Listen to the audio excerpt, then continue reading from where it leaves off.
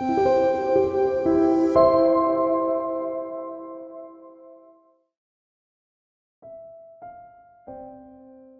I think the second and third generation of Korean American Christians, I think, again, it's not a monolith. There are some that are continuing the tradition of the Korean conservative immigrant church, and that's fine. And I think there's a demographic in the place for that. But I think there is a growing demographic of people who are really just asking a lot of difficult questions. And I think there is a transition going on of like almost a spiritual battle where we could lose this big chunk of the generation to agnosticism, or they could find and reshape their faith as their own and become much more vibrant as a result. And so I think there is a growing sense of awareness of the second, and a development of realizing that, okay, there were a lot of good things my parents' generation taught us, but there are also some bad things. And there are some good things that the white American church can teach us, but there are also some bad things. And so there's a lot of critical yet appreciating thinking in that demographic. And I think as that demographic grows and as their voice becomes more prominent, I think there will be a stronger, more vibrant faith that comes out of it. But if we continue to dismiss that group and say, oh, they're just being naive, they're just so immature, or not engage with them and with empathy, I think we can lose them. And so I think we're in a very precarious moment of history right now with the younger generation, and we have to be careful with how we steward that. And so I remember recently having a conversation with a first generation PCA pastor in my presbytery, and we were having lunch, and he was sharing with me, man, I'm just so frustrated with politics right now in America. And he was like, one party just uses immigrants to get votes, and the other party just like pretends that we don't even exist, or just like treats us really poorly. And just hearing this first generation Korean pastor share that frustration for me was so refreshing. It made me realize I feel more connected with this pastor, this first generation Christian, than I do with my white and black Christian brothers and sisters, because they don't always know what it's like to not be wanted or to be used like this, the way that I think, to not be empowered. And so there's this kind of like dissonance between the two, again, a theology of wilderness.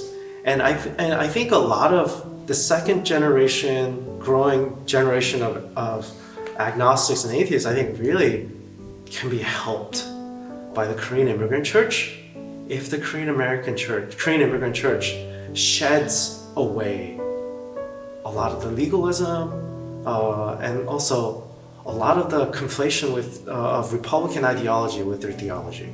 And so I'm not saying Democrats have the answer either, but this embracing of this like political homelessness, I think, can be a huge healing factor for the younger generation that's falling away. And so for me, I love hearing that from this Korean immigrant pastor, because it was healing for me. And recognizing that he's a brother who's struggling like I am. I don't need to push away the immigrant church. I can actually embrace them and go through this difficult season with them. And I think that might be a shocker for the younger generation. Them? No way! Like, do you know what they believe about all these political issues? And but I think I'm realizing that there is actually a large group of immigrants, Korean immigrant Christians, who also have felt homeless for such a long time, but maybe they're just not as vocal, or they don't know how to express it. And I think actually an intergenerational bridge can be really helpful in forming a vibrant new faith for the younger generation who are leaving.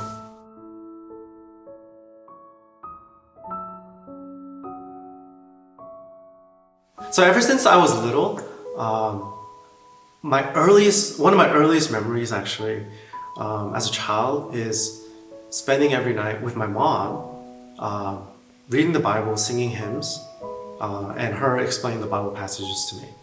And so maybe when I was about 3, and that's what I remember. And again, one of my earliest memories was then when my sister was born. She finally joined us on that evening tradition. And so because of that early experience and exposure to the gospel, I actually can't remember a time where I didn't love Jesus. I didn't have this like radical like turning away from sin experience. All of a sudden I realized I was a Christian. And even for becoming a pastor, I didn't have this mountaintop vision or like a dream from God telling me to become a pastor. And some people judge me for that because I didn't have that. For me, it actually just made a lot of sense. So growing up, I just really loved telling people about Jesus because I love Jesus. And one thing I realized very early on was that if people don't know about Jesus, they're going to hell. So what do you do about that? You just tell people. So ever since I was in elementary school, I just always invited my friends to church during VBS. There was always this prize that someone won where if whoever brought the most friends from your neighborhood to VBS will win this prize, this laser pointer. Actually, looking back, it's probably very unsafe because you could go blind. But this is what they gave to third graders. And I won every year.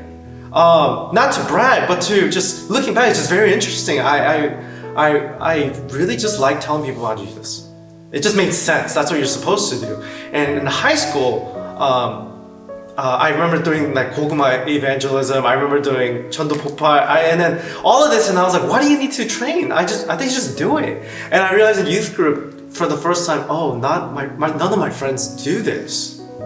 I was like a wangta in doing this. Like, I was the only one going out and doing this on my own and realizing, oh, I'm not normal. This is not what everyone does.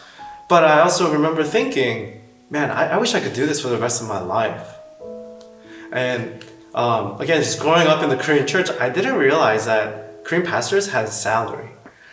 For whatever reason, I always thought they lived off of the offering basket money and that they were essentially like beggars. And I thought, oh, I don't want to be a pastor if that's what you have to do. I'll just get a job and be an evangelist or missionary then. And then someone told me, no, they actually get salaries. And I was like, oh, like they may not have, none of the pastors I knew had nice homes. I knew they were rich, but I thought, oh, like they can just survive. And I was like, oh, then I want to be a pastor too. Like you get paid to tell people about Jesus, and again, not to be rich, but you can survive, and that's all you get to do. And I was like, that sounds like the dream job. And I remember telling my parents, and they thought I was really immature and naive about it. And that's not why you want to be a pastor. And so it took some time of figuring things out, but I just could not shake off the feeling of I want to just spend the rest of my life telling people about Jesus. And so by the time I was in college, I went on a mission trip for a whole semester, and I remember thinking, I want to keep doing this. And eventually my parents were like, okay, we'll bless you to do this. And so that's why I went to seminary. And to this day, I feel like I haven't worked a day in my life, because every day I either get to tell people about Jesus or study to tell people about Jesus or to process my emotions to tell people about Jesus later. So it just feels like a dream job for me. And so my calling was just very gradual, but it's just something that made sense. And so even for church planting, I didn't realize that I didn't want to be a church planter because I knew how hard it was. But when I read an article and a research that was done by some denominations, and this article by Pastor Tim Keller in New York, he said that among every denominational study, they found that church planting was the most effective means for reaching lost people. Church plants within the first 6 years see 500% more baptisms than churches that are 10 to 11 years old or older. And I thought, okay, I know what I want to do. And I told my wife, and she said no. We prayed about it, and we sought a wise guidance, and over time we both realized this is what we should do. And so, yeah, my journey as a pastor was just, I love Jesus, and I want people to know about Jesus because it's just been the greatest thing in my life. 만나요.